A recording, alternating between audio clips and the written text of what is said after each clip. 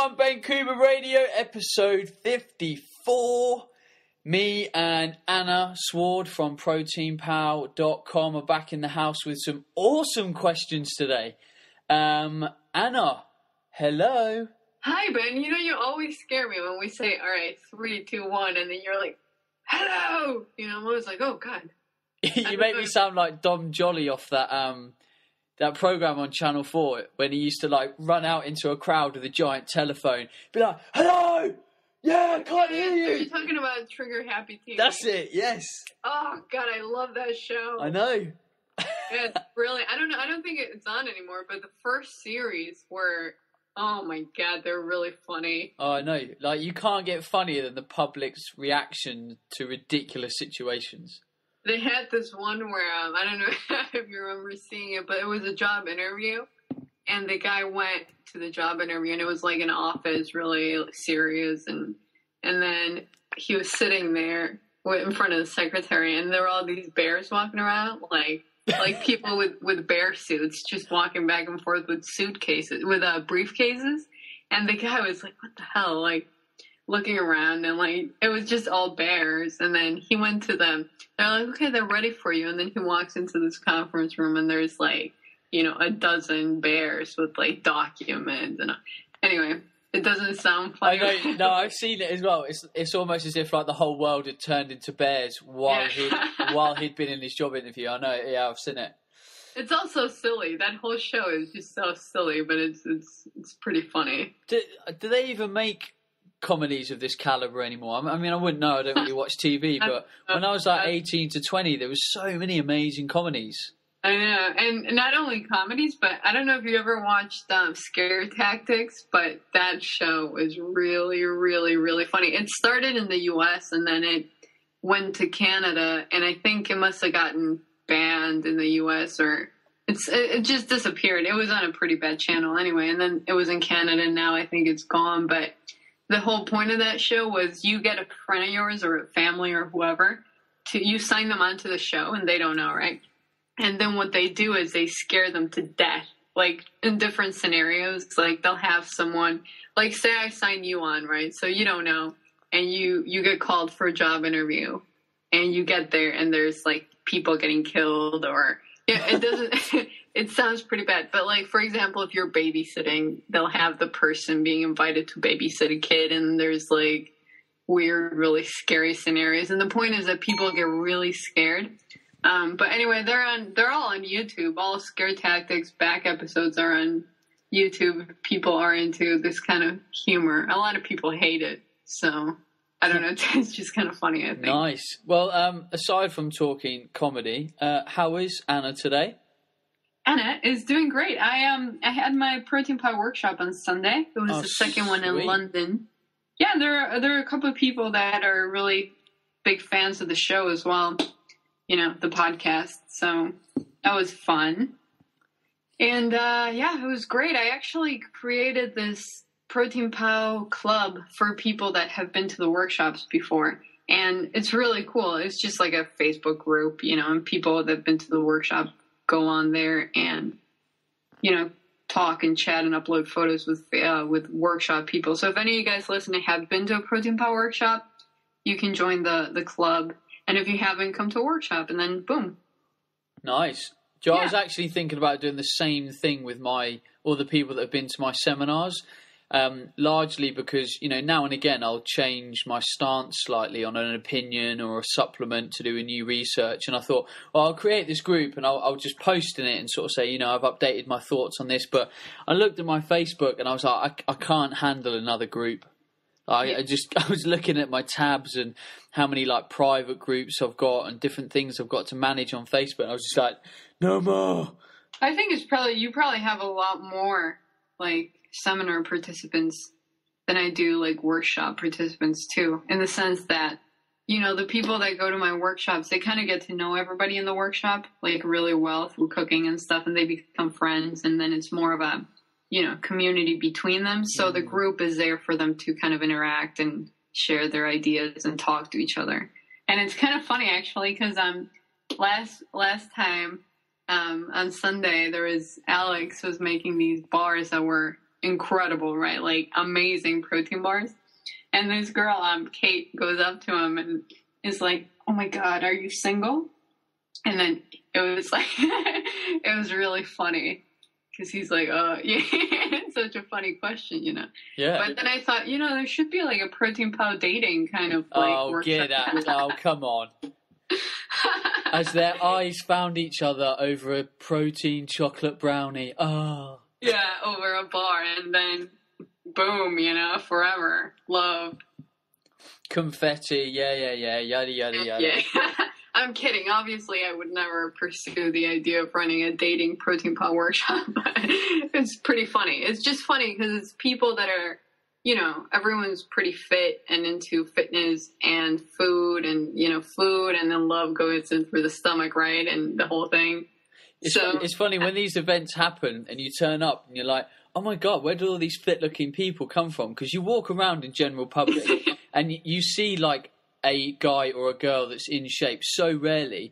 And then when I go to these fitness events, I'm like, shit, that's where all these people are hiding. And, you know, you all congregate this kind of convention. But I suppose if there wasn't shit food and the modern way of living, then I suppose we'd probably all look a lot fitter and a lot healthier, and it would kind of be the norm. But it's not the norm. And when you are in that environment, it still feels weird, even though you're fit yourself. I know. Remember when we went to Body Power 2 years ago, and there was like a big crowd forming at the doors, obviously, and then there were all these super fit people, and then there were like really unfit people, and we're like, what's going on? And then we got closer to the door, and then we realized that the kind of unfit people were all going to the baby show. Yeah. And then it filtered out like all the kind of fit people were walking to Body Power. That was pretty funny. It's funny they have the baby show right next to Body Power too. Interesting. Right. Oh, before I mention, if anyone listening is interested in the Body Type Nutrition Academy, we launched it last Tuesday. And it sold out in 2 hours. 100 places went in 2 hours, which obviously I'm over the moon about. I can't wait to get started. But there was a lot of people emailing the website, me, Charlotte and stuff saying, you know, is there any way you can squeeze me in?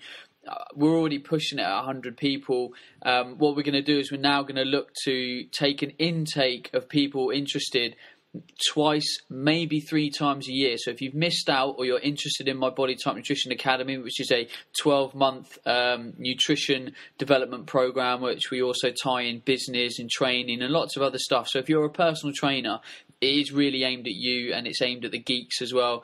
If you go onto bodytypenutrition.co.uk, under the sign up tab, you can find the Academy page, all the information, a video by me, and you can register your interest for the next intake, which will either be early next year or in the springtime, depending on numbers and how we feel the current one is going. Nice. How many people? Well, we can take on 100 people each time, so 100 now, and you know, maybe we'll look at 100 in the new year. But it will depend how we're getting on with the current group, because there's obviously a certain amount of workload there. It can be quite time intensive, especially with all the questions and stuff and coaching, you know, all these people, both individually and as a group. Cool. But yeah, and yeah, I'll be in London myself this weekend doing a seminar. So, and all that information. Where? Yeah, where? It's called Wellbeing and Performance. It's in central London somewhere. The guy who owns the gym is called David Oscarp. And yeah, that's it. Nice. Right, let's let this baby fly. We've got some questions. They're cool. Yes, we have some really cool questions this week. Question number 1. Where does it begin? Usually at the top, Anna. Yeah, I know. There's just comments from you as well. Like, Anna, you're awesome, you know, all that stuff. So I didn't write that. Yeah, you know you did it. You always start the emails with this long, like, Anna, you're amazing. Big fan. Question is below all that. Ben, you're writing more and more every time. It's not me, it's other people. I'm joking. Okay, question number 1. I'd like to say a massive thank you to all the free, awesome information you give out. I find you so motivational and inspirational. I love how you just don't focus on nutrition and fitness, but on overall health and well-being.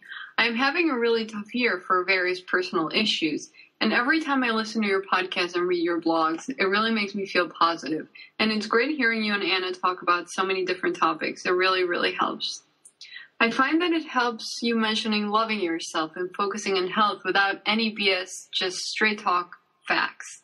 I admire your outlook on life so much that I'm finding that your amazing attitude is slowly drip feeding into my outlook. I have always struggled to find confidence in how I view myself, and you have helped me so much to be more at peace with myself. I'm not there yet, but I feel one step closer every time I read or listen to your work. You have such a broad outlook, including every aspect of health, training, life, and well-being, that I massively respect your work. Please keep it up. You have been so helpful to me and many others, I'm sure.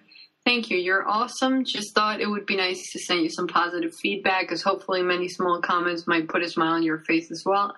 And it's my way of giving something back to you. From Francesca Phillips. So that is awesome feedback. And I stuck it in there. One, to inflate our ego slightly. No, but it was really nice to hear that kind of feedback, because we don't actually often get it, regardless of how many thousands of people listen. The reason why I put it in there, I just thought Francesca brought up a really nice point, that there's so many people out there that know they're not ready for change, or they know they're not ready to basically turn everything on its head, get their nutrition sorted, get their lifestyle sorted, get their training sorted, and all the rest of it, which is brilliant because they know they're not in a position for this, but they're ready to make small wholesale changes here and there. Now, what Francesca mentioned is, she's listening to all this information, she's reading it, and she's just slowly drip feeding it into her kind of way of doing things. And the reason why I do it is sometimes people ask me, Ben, like, how do you think the way that you do, or how do you develop yourself in the industry and the business and do the things that you do? And obviously all that kind of stuff doesn't happen overnight. And, for years and years I've been reading books of people that maybe don't think like me, but probably think ahead of me and are more advanced than me on various different topics, whether it's nutrition or fitness or business or marketing or whatever.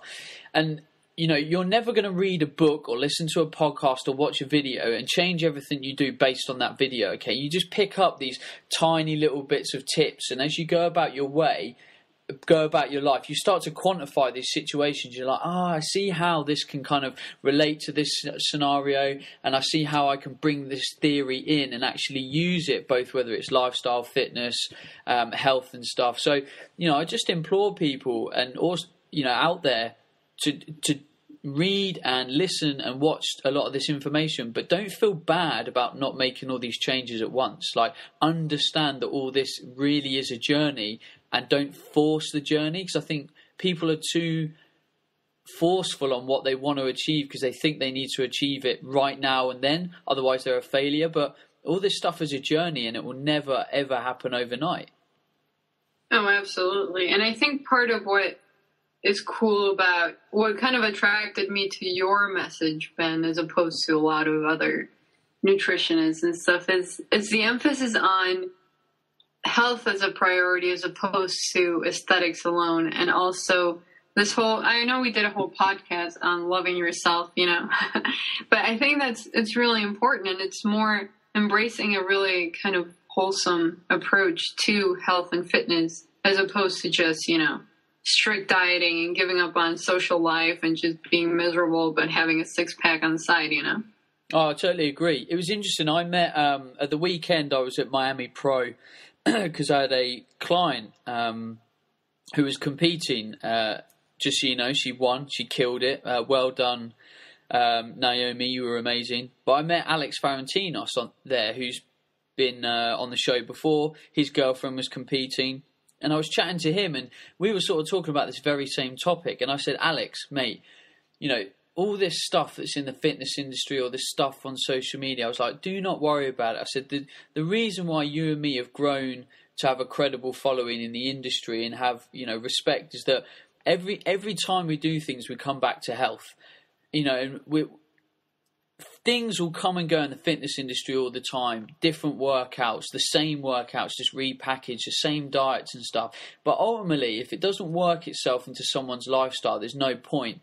And, and Alex was saying to me, he goes, do you know what? A lot of the time I don't care about all these different plans and arguments on the internet, because all I'm trying to do is find something that a individual can sustain for the rest of their life. And don't get me wrong, we'll go through periods where we sort of up our game a bit, train a bit harder, diet a bit harder, or eat a bit harder to build muscle.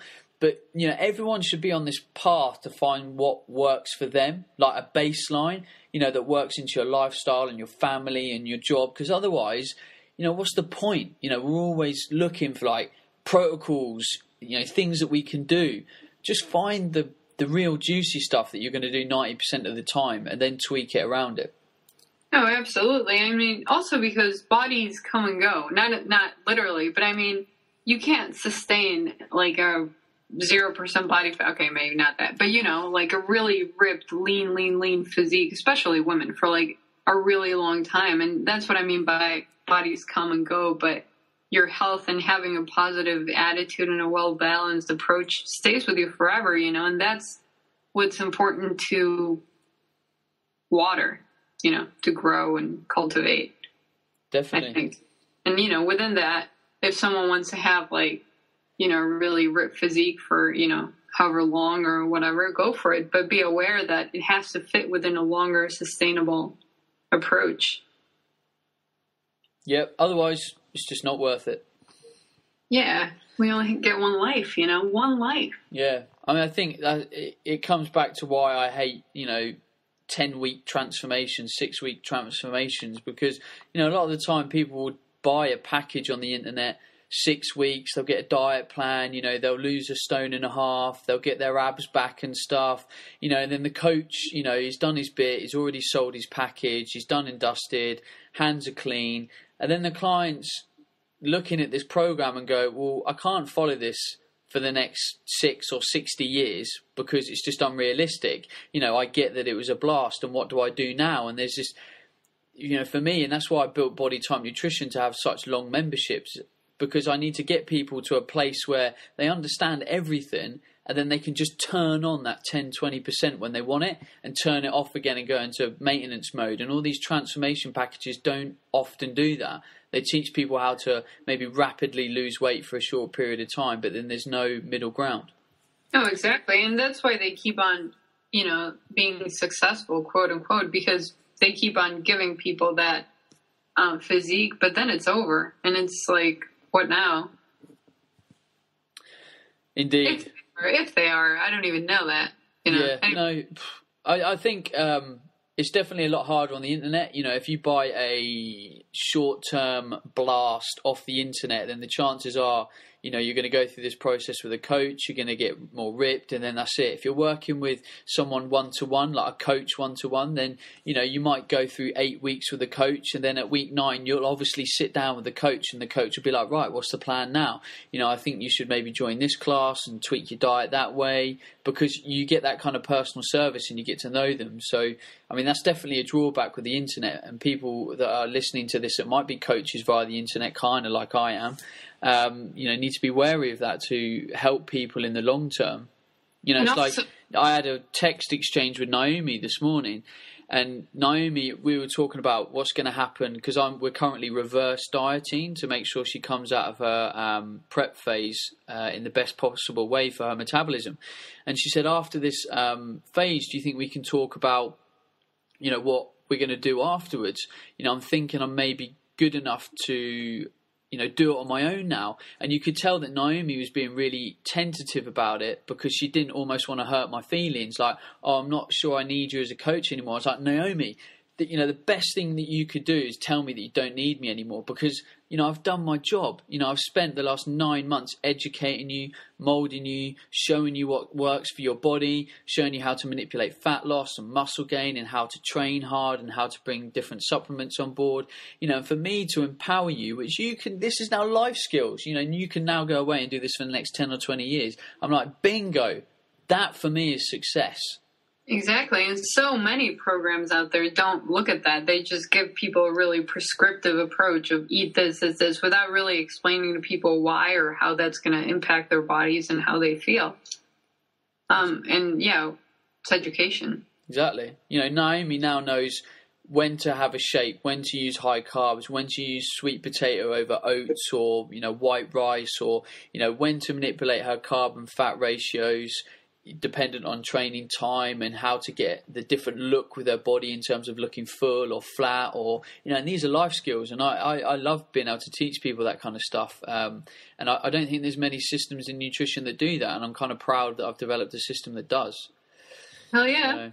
Anyway, right, we're ranting again. Let's hit question 1. 20 I know, minutes it's been in. like, what, half an hour, and we're Yeah. just kind of chatting. It's because we're so cool. Yeah. Question number 1. Yeah, so I guess this is question number 1. Hi, Banana. I was listening to a recent podcast when you talked about the potential benefits of coconut oil for Alzheimer's disease. In the research literature, Alzheimer's disease is frequently referred to as type 3 diabetes due to the impaired insulin signaling observed in people with the condition. The idea of coconut oil is that it provides an alternate fuel source for the brain in the form of ketones due to the inability of the brain to effectively make use of carbohydrates. Mary Newport has pioneered research in this area when she began introducing coconut oil into her husband's diet as he was suffering from AD, Alzheimer's disease. Although research into this area is still in its infancy, it's a very promising area and one which could have a significant impact on those struggling with Alzheimer's disease. She sent a bunch of links about coconut oil and ketones and concluded by signing her name, Emma Green. Yeah, this is really nice to get kind of a continuing conversation after last week's show. Because obviously the last show we did, we talked about this. You know, a guy said he was going to start using this with his dad. And it was just really nice for someone to reach out and say, hey, actually, here's the research. You know, this is how we can continue this conversation. It's you know, the guy that wrote in last time on episode 52, it's nice to know that there is research to back this up. You know, I've had a look at the links, and a lot of the links are, you know, pretty positive, to be honest. Some of the links she sent were kind of, you know, a little bit American, and obviously the American way to do things is, hey, take this and it cures Alzheimer's. Like, it's not going to cure Alzheimer's. You know, we mentioned it last time. There's going to be a huge link between insulin sensitivity, blood glucose management, inflammation in both the body, the organ, and the brains. You know, which is why I said to the guy, I said, look, brilliant. I bet you coconut oil is going to have a bit of a beneficial effect, which this research is showing, but you still need to remove inflammation. And if someone is intolerant, sensitive, or allergic to gluten or wheat or dairy or eggs or nightshades, then, you know, you still need to get that out of the diet. But it's nice to see that there's research, you know, that's positive. And I didn't know that Alzheimer's disease was referred to as type 3 diabetes, which is interesting because it shows you how many disease states in the body are linked to insulin, the major hormones of the body, and inflammation. We should, if possible, I don't know where or if you do this, but we should definitely link those links up on the podcast. Yeah, I can put these in the show notes cool. as kind of bit URLs so people can have a look. So if you want to have a look at these links, they will be in the iTunes description. Awesome. Yeah, because these are really interesting. Yeah, definitely. Stuff. Cool. Question number 2. Hi, Ben. I have sciatica. Sciatica and currently at physio. As a result of this, I haven't been able to train for the last 2 months or so and have lost a lot of muscle mass. I've retained a little fat around my belly and think I'm quite sensitive to carbs. When I'm back at the gym, I want to gain as much muscle as quickly as possible, but I'm sure the fat loss will come hand in hand with this, but I need a rough guide on how to plan my nutrition and gym routine. Is it just eat big, lift big? I'm 22 years old, about 16% body fat. I'm a gardener and train at about 8 o'clock, about 4 or 5 times a week. Awesome podcast and keep up the good work. Many thanks from Alex Griffin. What is a sciatica? Sciatica, yeah, it's basically nerve impingement in the lower back, which leads down the legs, and it's really uncomfortable. A lot of the time it could be due to kind of like scar tissue, tight fascia, stiffness in the back, tight hamstrings, quite a few reasons. This question's quite linear, but the reason why I think it was interesting is because I wanted to pick up on a psychological point, and I find that when people come out of the gym and they put on a bit of weight, or their body composition changes in a non-favourable way, there's always the mentality that right, when I get back to it, I'm going to smash it. I'm going to do things quicker and faster than I've ever done before. And again, that's probably the worst way that you can do it, because you might run the risk of overtraining, or if your work capacity is very low physically because you've been out in the gym, then you can't expect to go back in the gym and absolutely smash it, because your general fitness, your cardiovascular output is very low. So I would definitely build someone up 2-3 times a week, then hit 3-4 times a week, then hit 4-5 times a week, because you need to bring up your recuperative capacity. He mentioned you think you're carb sensitive, you've got a little bit of fat around the middle. I'll be honest, I think that's just you being inactive. I don't think it's, sensitivity to carbs or whatever. I would say that if you've kept the same diet of when you didn't have sciatica and come off the gym as when you were at the gym, and you haven't adjusted your macronutrient intake because you are more inactive, then you can't blame that on carb sensitivity or have poor insulin sensitivity or something. It's purely because you didn't adjust your energy intake to being out of action. In terms of muscle mass, if anyone's out of the gym for any period of time and you look like you lose muscle, which you may lose a bit of, you're not going to use that much, then trust me, you'll pick that up quickly. Muscle memory is very quick. The glycogen storage in the muscle tissue will pick up very quickly. So I really wouldn't worry about it. How to plan your nutrition and training? Again, bring your levels back up again slowly. But in terms of your nutrition, if you were doing something that was working before you got sciatica, then go back to that. It's obviously something that worked for you. So don't think that when you're out for a while or you get injured, like you need a new special diet to get back into things. You just need to get back into the flow, be consistent, be patient, and things will just fit together over time. Yeah, I don't have much to contribute to that question. I'm sorry, Anna. It's okay. Sciatica, huh? Yeah. I learned a new word. It's quite common in people that sit down a lot, and the kind of posterior chain fascia get quite tight over time. All right. Is it really debilitating? I mean, I've never had it, so I can't comment. But people that have it, it's quite nerve-related pain, so it can be very quick, very onset, and quite. It can kind of, I suppose the easiest way to describe it is like bring you down, because it's that quickly onset, because it's nerve-related. Can you exacerbate it at the gym, say doing deadlifts or? I don't see why not. I'm not an expert and I'm not a physio, so for me, I'm not really going to go there. Yeah. All right. Question number 3. Hello, Anna and Ben. Recently discovered your podcast and I love it. Thank you for the great information. A few years ago, I was battling bad GI issues. As a result, really screwed up my metabolism by not eating enough calories. I was eating 800 to 1,100 calories a day. I also had stubborn body fat I just couldn't lose. This past year, I saw a nutritionist who helped me by having me eat every 2 hours and up my level of calories to 1,650 per day, approximately 40% protein, 40% carbs, and 20% fat. Miraculously, I finally started losing weight. I couldn't believe it. I'm 5'5", 42, weigh 110, and 18% body fat. My concern is I've been amenorrheic. Amenorrheic.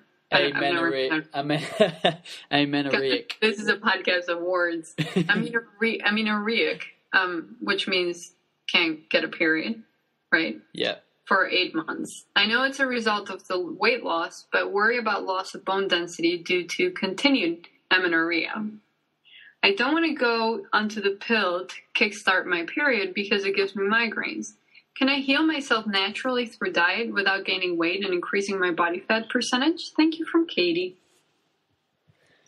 So, Katie goes on to give additional background, and I think this additional background info is really important, mainly because it shows you the magnitude of what is still going on. So, Yeah, I'll read it. Okay. No, I don't, because I don't think it's all necessary. I'm just going to quickly highlight it. She said her calories used to be 800 to 1,100 every day. Now, assuming she's doing the same training now as she was when she was on that lower calorie intake, there's still a big problem. And let me outline why there's a problem. So Katie gets up at 4:30 a.m. every morning to do cardio for 40 minutes on a Stairmaster. So that's fairly intensive, depending on, the intensity and perceived exertion of that cardio. But I don't think she's doing that lightly. She's then doing strength training nearly pretty much every evening. Chest, triceps, backs, biceps, delts, legs, that kind of stuff. And there's still a consistent feeding process. So 6 a.m., 8 a.m., 10 a.m., noon, 2 p.m., 4 p.m., 6 p.m., 8 p.m. These are all feeding windows of various different macronutrient intakes. Her calories are only at 1,668. Okay? So for a woman of your size, roughly, I would say you are eating at your BMR right now with zero exercise.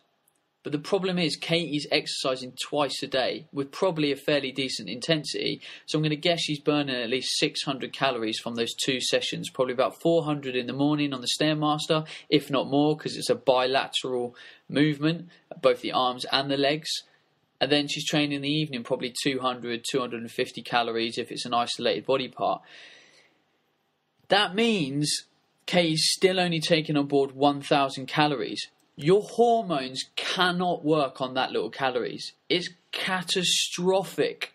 And the only way, I'm not even going to look at the amenorrhea or other problems, because for me, your nutritionist needs to build you up like another 2,000 calories. Another 1,000 calories a day. You need to be hitting closer to 2,500.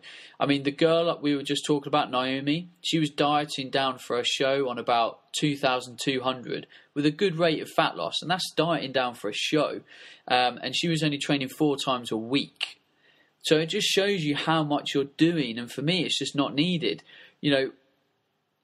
Don't get me wrong, do cardio for fitness, do cardio because you enjoy it, but Monday to Friday, every morning, to me, I think there's an unhealthy relationship here between how much you need to exercise, how many calories you've got, your perception of kind of body image, and a lot of the stuff that we talked about before. Anna, you and me have talked a lot about a lot of personal trainers writing in trying to use intermittent fasting to get lean, but, exercising like 16 hours a week. To me, this is the same thing, but people don't take what I'm saying out of previous questions because people think they're a unique snowflake. But the same rules apply. You will not lose weight successfully and be healthy on dramatically low calorie intakes. I mean, to wake up at 4:30, those 40 hours would probably be better enjoyed by the body by sleeping. 4:30 is pretty early. But I mean, I think reading that, the thing I picked up on right away is that the nutritionist that has been kind of enlisted to deal with this has suggested 20% fat, which I kind of always think women should eat 30 to 35 minimum to maintain like hormonal balance. But 20% off of 1650 is a really low level of body fat and calories, in the context of the amount of exercise that's going on here. I agree 100%. That is a great point. I didn't pick up on that. That was brilliant. And again, some of Katie's background info. I know I may have some stress and cortisol issues. I'm tired a lot. Something about sleep, but the grammar, I can't read it. I have young children and get up early to do cardio before they wake up. I would have stress and cortisol issues to the max if I had a training regime like this. And I just don't see why people need to train this much. And to me, you're not training for something specifically. You just want to look good and feel good. And for me, you can do that easily in 3 to 4 sessions a week, 45 to 60 minutes long, a good mix of strength and cardio-based output. But this is it, Ben. I mean, this is a great example to tie into the first question of someone going for a goal that's completely and entirely 100% disconnected from health. I mean, because this may be an approach that's used by people that want to lean out completely or lose a ton of fat or weight in general. But it's not an approach for health and the balance of hormones, which seems to be a major issue here. In the context of, a loss of period usually indicates something going on with the hormonal system. Definitely. If I was brutally honest, I would say, I would find a better nutritionist. Your nutritionist should have put another 2/3 of the amount of calories on that you're eating now. Your fat should be way up there. She was looking at your lifestyle, which every nutritionist should do. We were talking about the academy earlier. We don't really talk about nutrition for ages in the academy. We talk about lifestyle, all the different indicators of stress and sleep. And because if you don't balance this all into your lifestyle and you're not really, really happy with it, then I just don't see the point of it. It's kind of a disillusioned pursuit of something that's unattainable. Absolutely, and I think it ties back. If you look at the diet journal that's been forwarded in the email, it's all very precise and kind of, I want to say anal, but I don't like that word, and there is really no substitute for it, but it's really, It's over-engineered. 140 grams of this, 227 grams of yogurt. I mean, there's a lot of precision and kind of a very detailed approach to the whole thing that to me doesn't necessarily, in the context of everything else that's going on, it doesn't seem very conducive to what the aim looks like Katie would want to get, which is feel better, improve your metabolism, be not tired or stressed out, more imbalanced, and sleep better. Yeah. I think all these things tie together. And there's so many. God, it's so many. We've talked about this before. There's so many nutritionists out there that do stuff like this, that tell their clients to eat these very specific, amount of foods in the context of every 2 hours, even when it doesn't fit within someone's schedule, and then they don't look at exercise or they don't count those calories as something that has to be made up or accounted for. And it's just irresponsible, and so many women go on eating a ridiculous amount of food, exercising completely crazily, and then feeling horrible. It's just... Here's another point. I've just analysed her diet diary more. Her hormones don't work properly, so you need saturated fat and cholesterol in the diet to produce these hormones. There is 0 saturated fat and cholesterol in her diet. All her sources of fat come from polyunsaturated fats. So peanut butter... you've got fish oil, which is obviously good.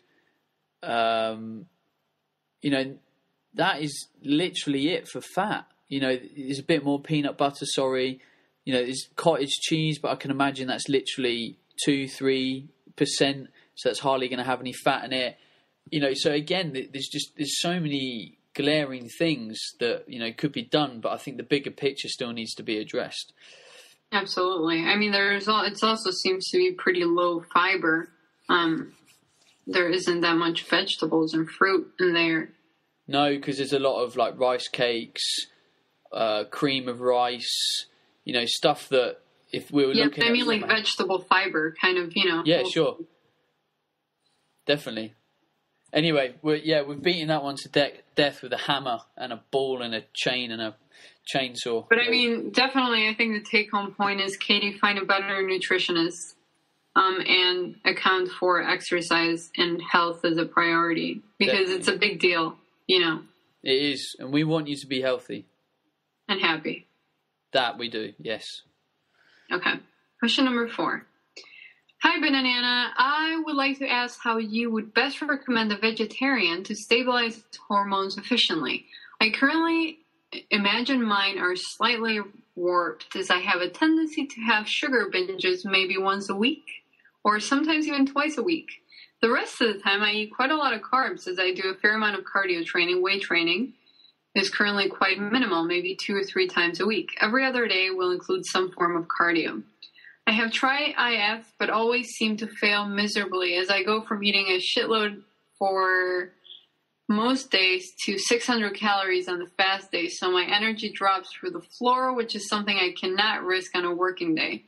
But if I do it on a weekend, then I'm much more likely to snack.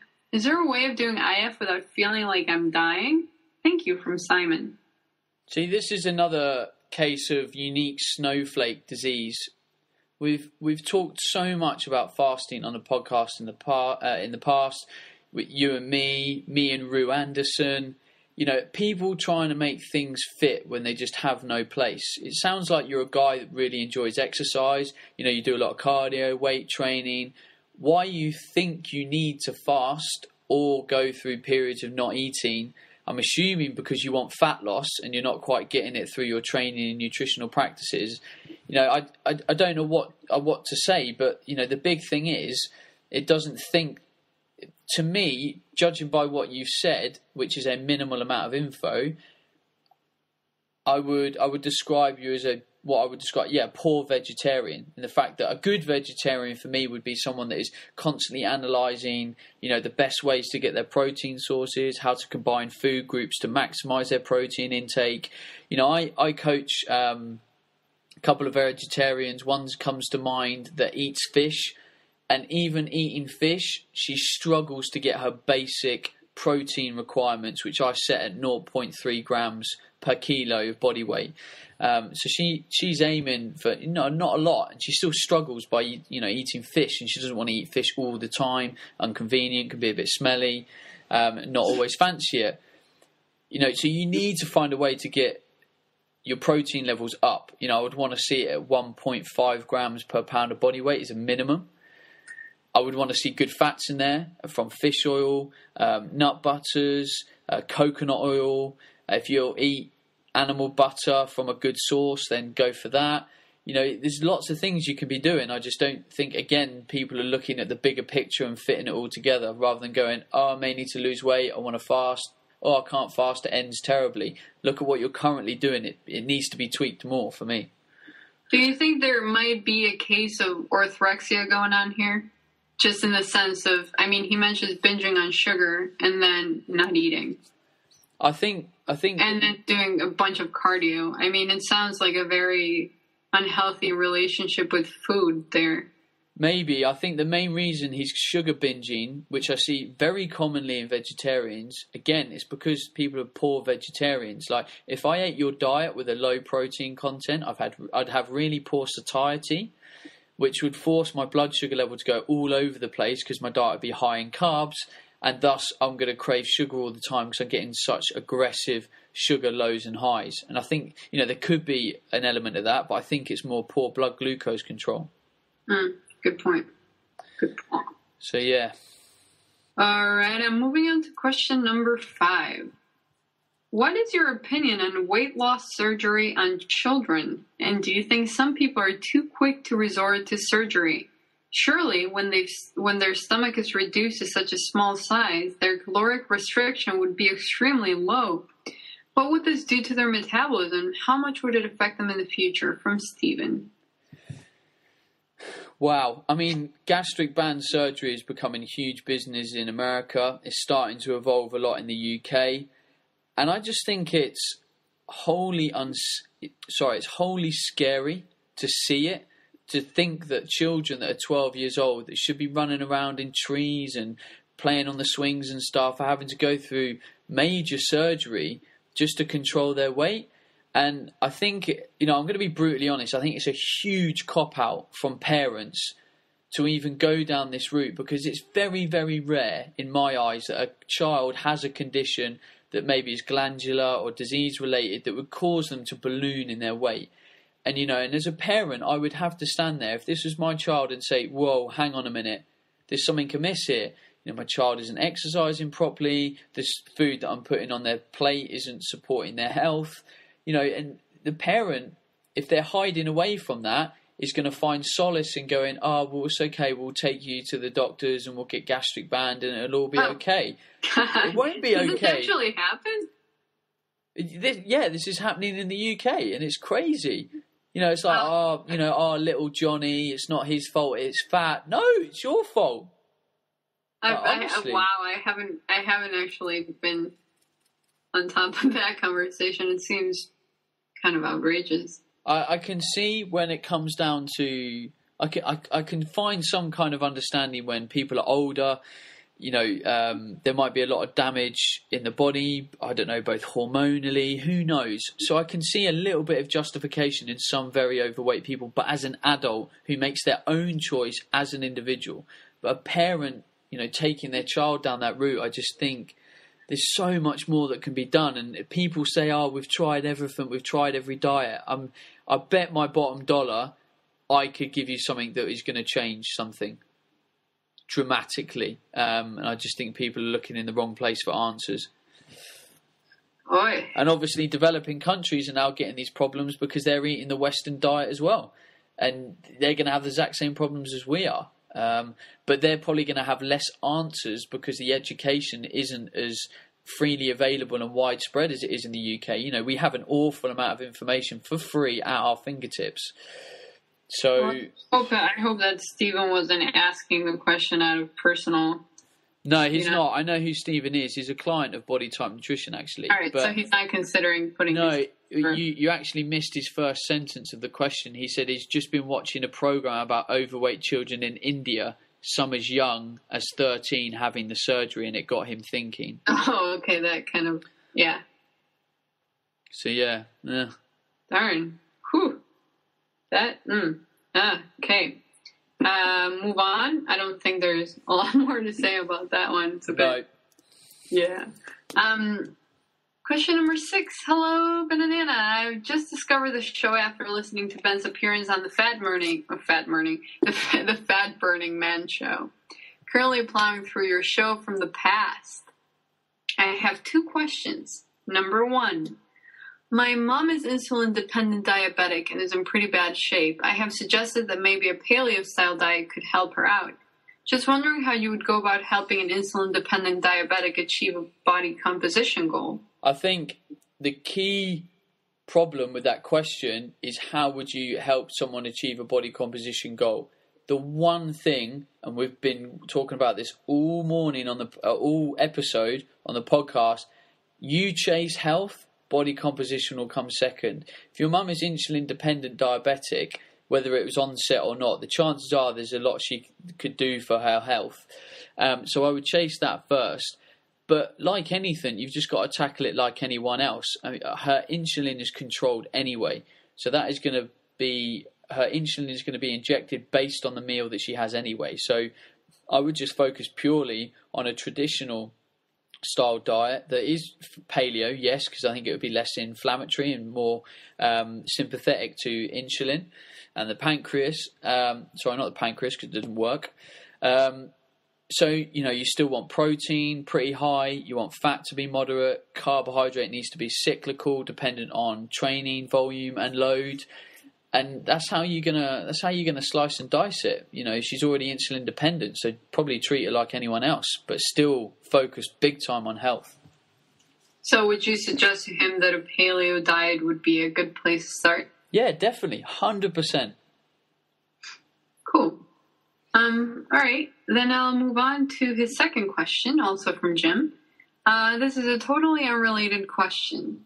What are your views on ketogenic fasting? This is something I've been having. I've been having like a fatty.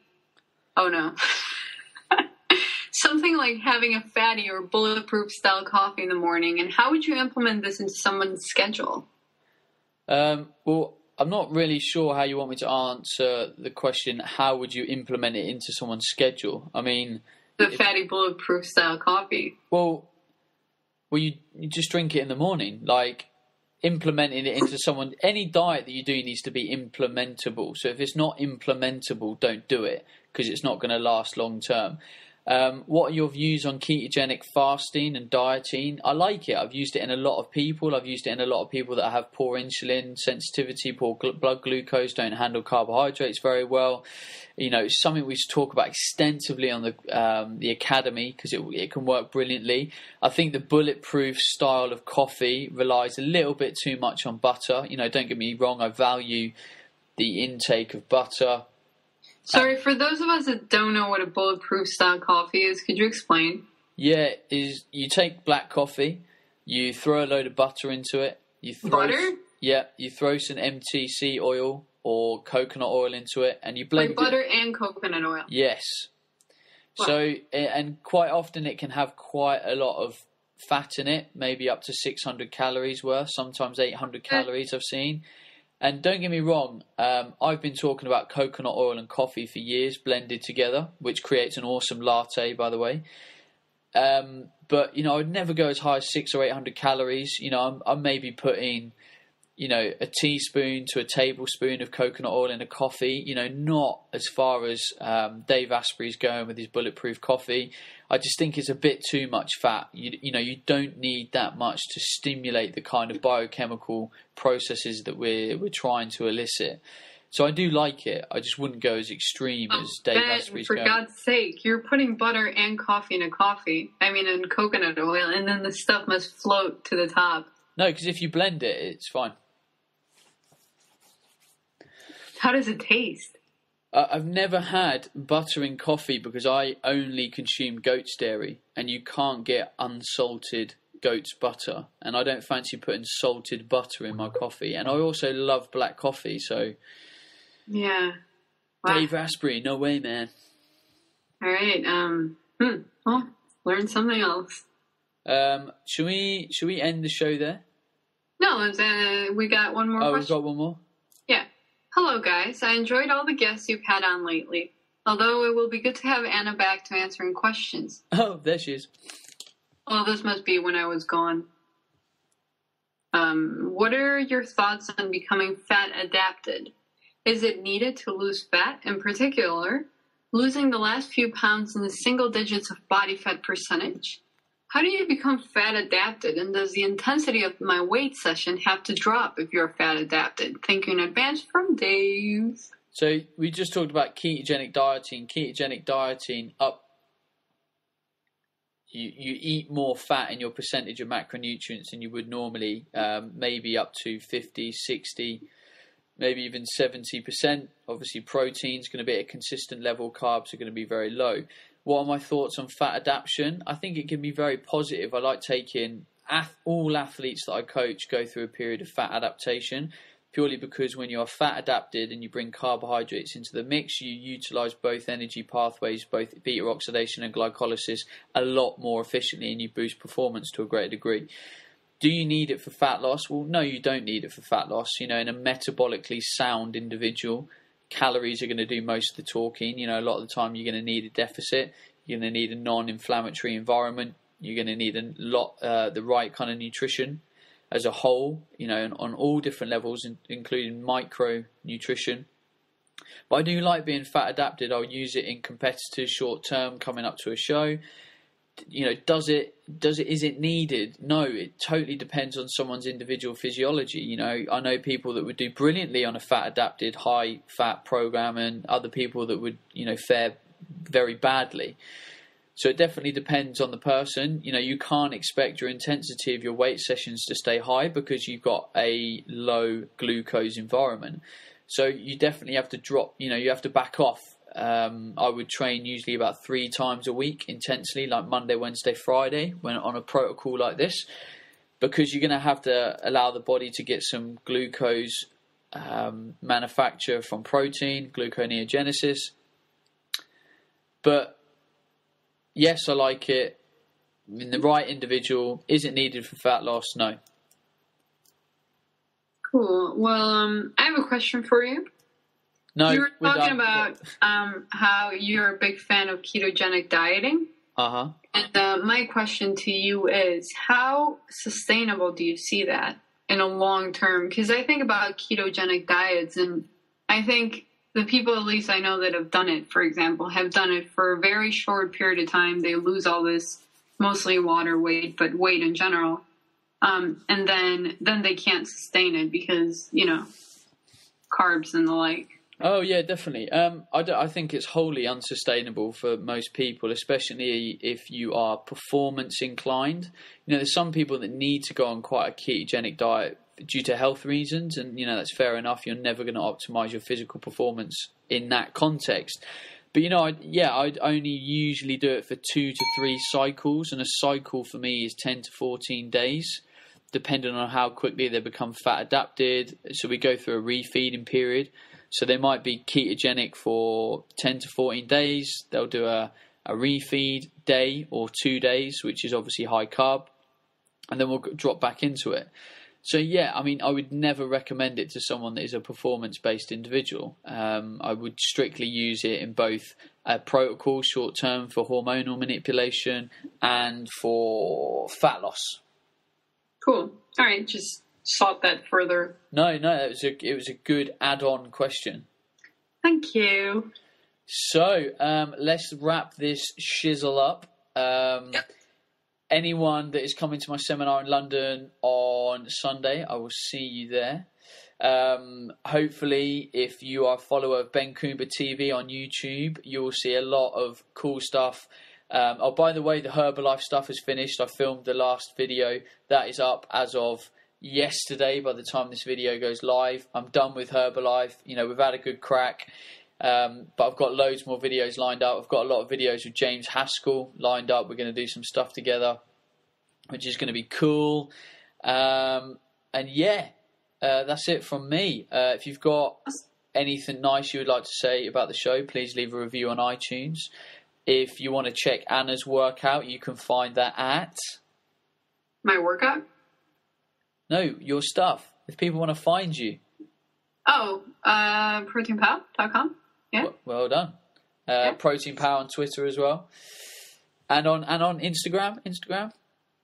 Yeah, proteinpow. You're on it too. I am on Instagram. I've been using it more recently. I know. I posted that photo of you at sushi. Yeah. All right. Fun. I like Instagram. It's a cool little thing. It's different. I agree. It's very fun. So, Lane Norton, dependent on whether we sort all the details out before next week, Lane Norton will be on the show next week. We're yet to finalise all the seminar dates and timings and the actual content and the page to sell the tickets. So if we do that in a week, Lane will be on next week. If we don't, he'll be on in 2 weeks after that. But until next time. Bye. Bye. Yo, Ben Coomber Radio. I just wanted to apologise. Yes, the podcast is a little noisy, especially in the middle sections of the show. We apologise. We were going to ditch the show, but I really, really like the content. It's a show with James Haskell.